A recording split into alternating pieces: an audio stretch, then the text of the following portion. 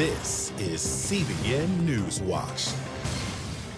Thank you so much for joining us for CBN NewsWatch. I'm Efrem Graham. We begin this busy Monday in Rome, where Pope Francis died today at the Vatican after suffering with a long-term battle with double pneumonia. The faithful will remember him as someone who charmed the world with his humble style and concern for the poor. Abigail is on the story.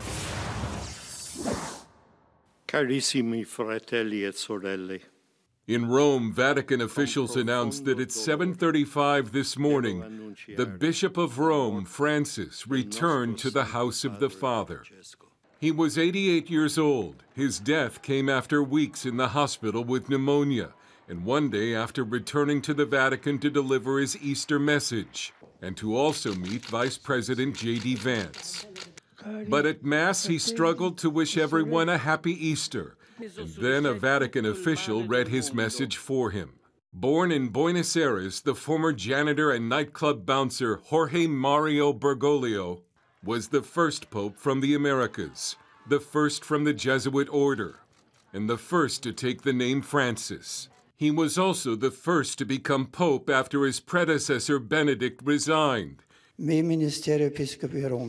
In 2013, Benedict declared he would be the first pontiff in 600 years to leave the throne of St. Peter alive. His name paid homage to Francis of Assisi, dedicating himself to the less fortunate, washing the feet of prisoners, and showing his desire to be close to the people, often opting to ride in an open-air car instead of the bulletproof Pope-mobile, and regularly stepping out to shake hands or to give someone a hug. Some of the other big areas of concern for the Pope was the poor. He traveled around the world and always met with people in the slums, in prisons, everyone on the margins of the society. They were his priority. He was also one of the Church's more outspoken and openly political popes, often taking progressive stands and addressing issues such as immigration and the environment, and criticizing both Joe Biden for his view on abortion and Donald Trump for his deportation policy. He also once said of a reportedly gay priest, "If a person is gay and seeks God and has goodwill, who am I to judge?" Zero. And he declared zero tolerance for child sex abuse, a problem that's plagued the Church. Tributes from around the world have begun pouring in. The Pope's funeral is expected to be held in the next 4 to 6 days, after his body lies in state in St. Peter's Basilica for public viewing. And then attention will turn to who will be chosen as the next Pope and the future direction of the Catholic Church. Dale Hurd, CBN News. I want to turn now to the Middle East. The United States and Iran held their second round of talks about Iran's nuclear program. But as Chris Mitchell reports from Jerusalem, many in Israel are concerned the talks may fall short of eliminating Iran's pursuit of nuclear weapons. This Saturday, the two delegations held indirect talks in the Omani embassy in Rome.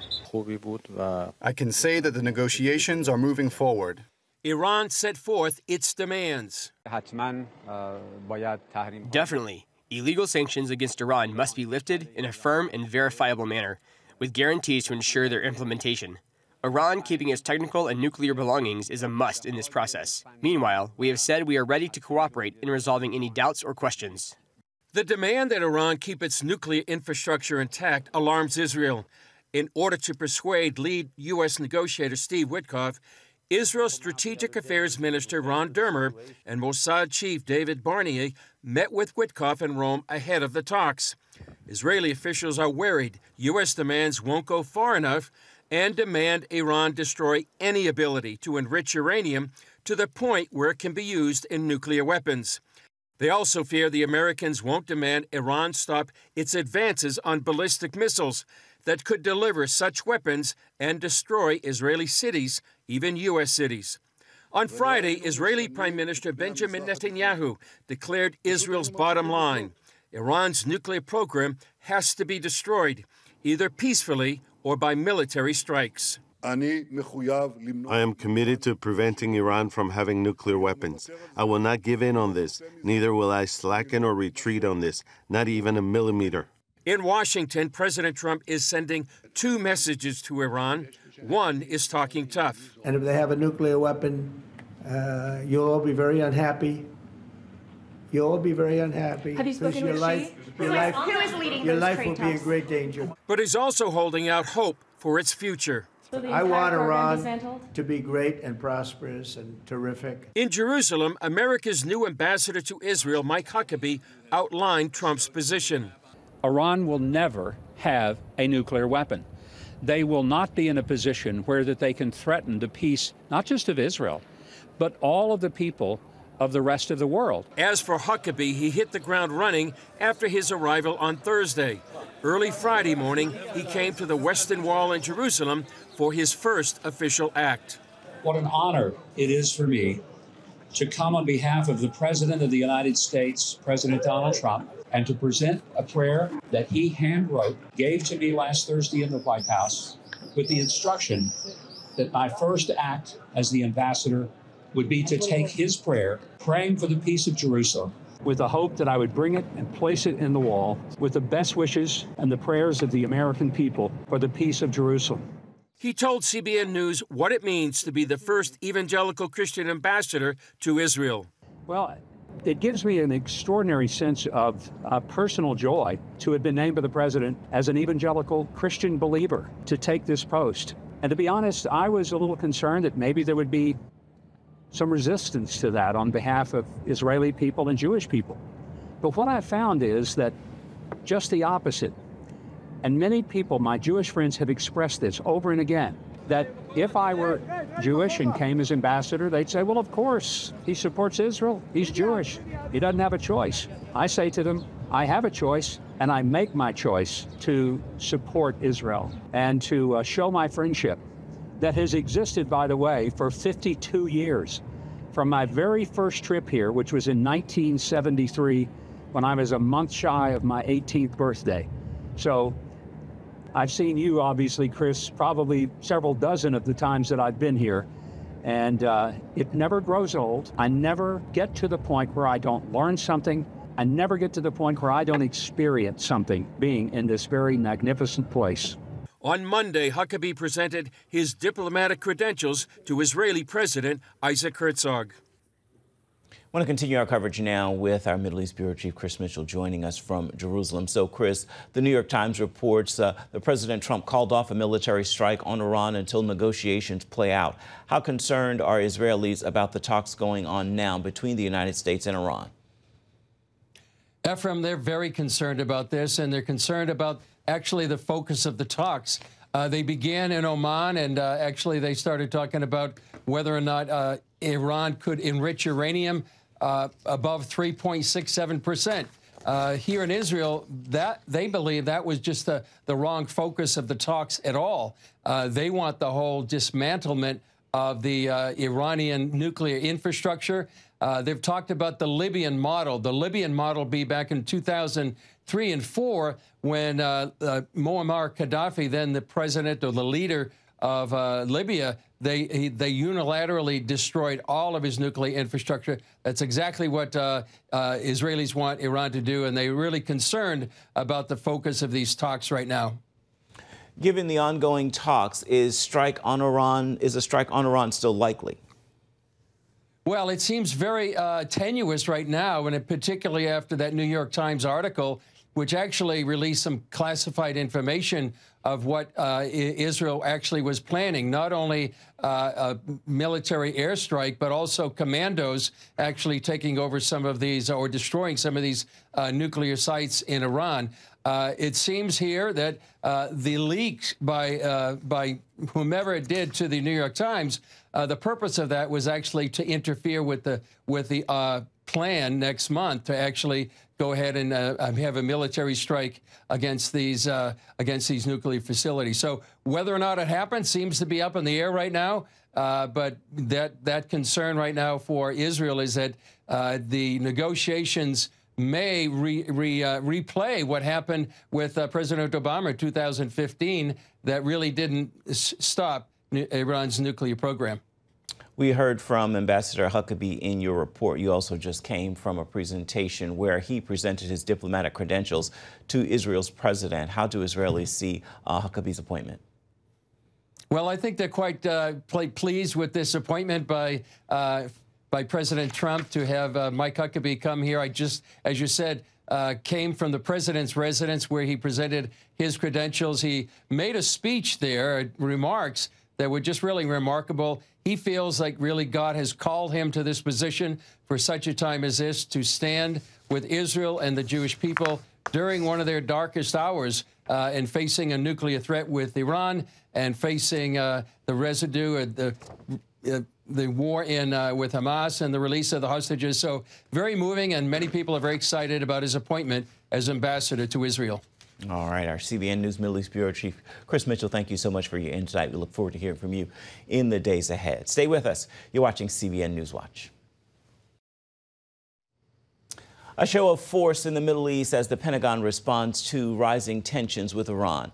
The move includes extending the deployment of an aircraft carrier there while adding air support and ordering a second carrier strike group to the region.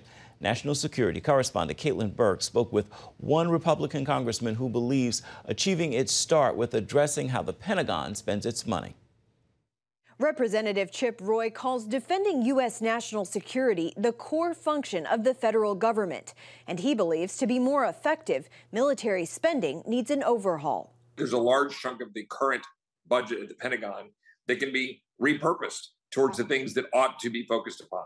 Roy points to excessive bureaucracy, outdated contracts, and other inefficiencies existing within the Defense Department from past administrations, and applauds Secretary Pete Hegseth's efforts to identify savings. We can be smart about how we build out the military, find savings, repurpose it, focus on troop pay and assets, but also use some of the mandatory spending options in the reconciliation process to be able to use money wisely. While also supporting President Trump's peace through strength approach, Roy warns against the kinds of past military operations that have drained U.S. resources. You don't want to rack up costs, as we did, unfortunately, through endless wars over the last 20-odd years, where you spent over $7 or $8 trillion and then ended up abandoning Afghanistan and leaving assets on the field. Although the Pentagon is likely to receive a significant budget increase, Roy stresses the need for accountability, eliminating waste, and ensuring money goes to necessary projects. We need to make sure that we have a modern development and infrastructure with respect to our missile technology, including nuclear deterrence. We need to make sure that we've got the best drone technology in the world. We've got to make sure we've got the best technology in the world with respect to missile defense, whether that's an Iron Dome or, as the president called it, Golden Dome.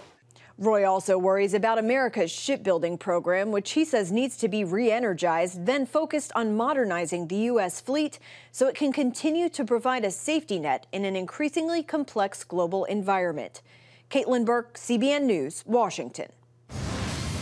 Still ahead, we're talking to the leaders of the newly launched White House Office of Faith. Stay with us. You're watching CBN News Watch.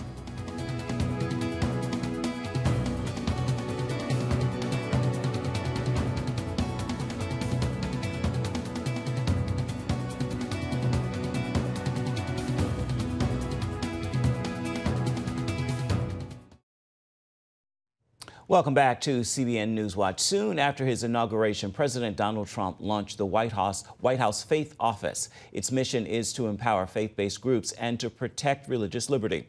CBN White House correspondent Kelly Wright recently spoke with the two people the president chose to lead the charge. Paula White-Cain and Jenny Korn are on a mission for the Trump administration. In leading the White House Faith Office, they will engage with leaders from various religious backgrounds. When President Trump offered the opportunity, they both saw it as an offer they could not refuse. I had the honor and a rare opportunity. I did this because I see my grandchildren. I just looked at your beautiful grandson. I should say handsome grandson. I have these beautiful grandchildren living next door to me. I've been blessed, 40 years of ministry. And I said I would be wrong and maybe even sin for me to miss the mark. if I didn't fulfill this to try to make our nation what God established it to be and give the future an opportunity, because without God and without faith, we are a lost people. People may think, oh, well, in America, you still have all your religious liberties. But I can tell you thousands of stories of where people of faith have been discriminated against and where religion has been diminished by the government. So when we have the opportunity to come to the White House, the most amazing place as far as government goes for America, to be able to take on that mantle for other people of faith to make sure that religious liberty and religious freedom are alive and well in America, there's no way you can turn that down. President Trump made it clear during his inaugural address that he believes America needs religion and faith in God. He followed that with an executive order establishing the White House Faith Office with the mission to assist faith-based entities in efforts to strengthen American families, promote work and self-sufficiency, plus protect religious liberty. That includes a force to address anti-Christian bias and acts of discrimination, such as the growth of anti-Semitism we've seen on college campuses. Attorney General Pam Bondi leads the task force and will work closely with the Faith Office. You know, it will not be tolerated to spew hate and hurt to people by this administration. And if a person wants to peacefully protest, that's one thing. But this has not been peaceful. It has been hateful. It has been hurtful. And it will not be tolerated by this president or his administration. And our office enforces that very strongly. I've known Attorney General Pam Bondi for over 20 years. She's a close friend. I'm honored. She's very smart. She's very strong. She's a strong Christian, and I'm honored to work with her, and for Jenny to work with her, and for us to work with the Chief of Staff, with the President, and with all the agencies to make sure that there will be no bias, no discrimination, nothing hateful or hurtful against people. In recent weeks, the Trump administration took action against pro-Hamas and pro-Palestinian protesters threatening Jewish students on the campus of Columbia University and Barnard College. The president also held Columbia leadership responsible, blocking $400 million in federal grants until they took action against the protest. Just to add to that, too, it matters who the leaders are.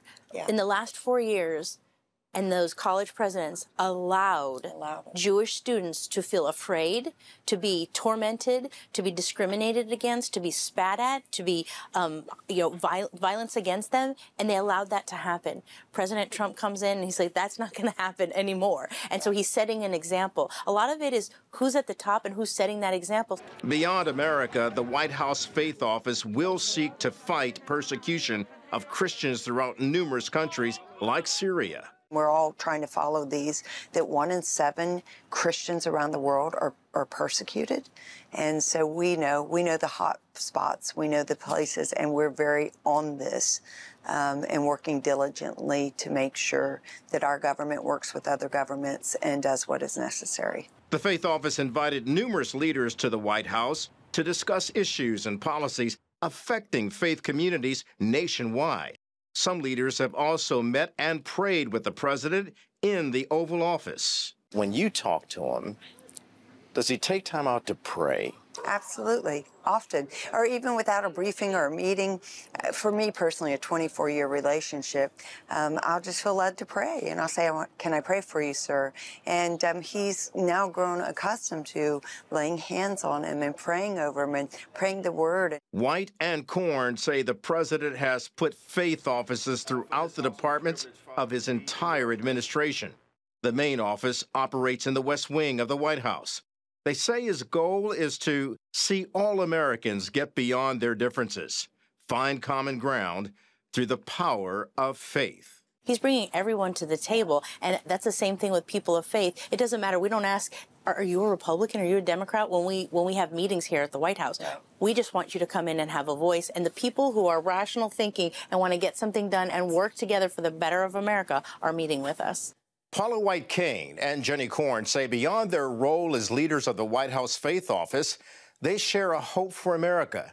That is, to truly understand that America was founded on the principles of God, They say the nation should never shy away from that. And they add, the government cannot dictate religion, but it's important to place value in the message that is inscribed in our money, which states, "In God we trust." In Washington, Kelly Wright, CBN News. Coming up, a new sneak peek at a new CBN podcast of stories documenting how God is faithful to his promises. Stay with us. You're watching CBN News Watch.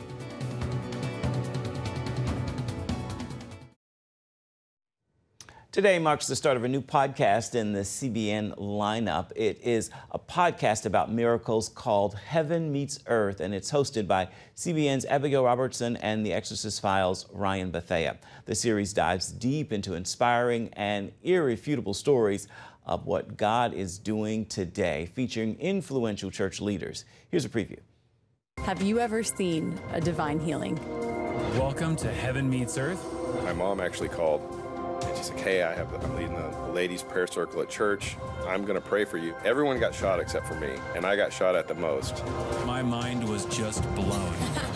Have you asked the Lord to give you any spiritual insight? That story also trips me out. You Because guys are like perfect pair for this podcast. Yeah.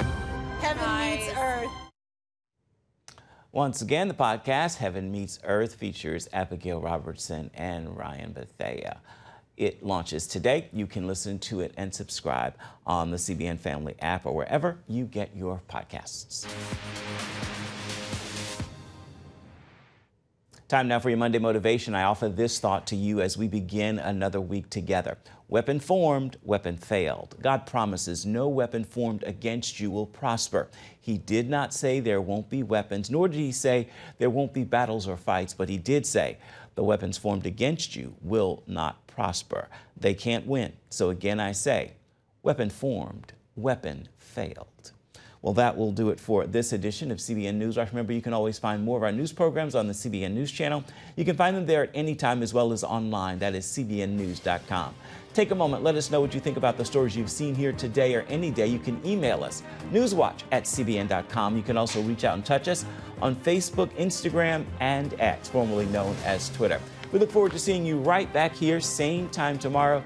Thank you so much for watching. Goodbye, God bless, and have a marvelous Monday.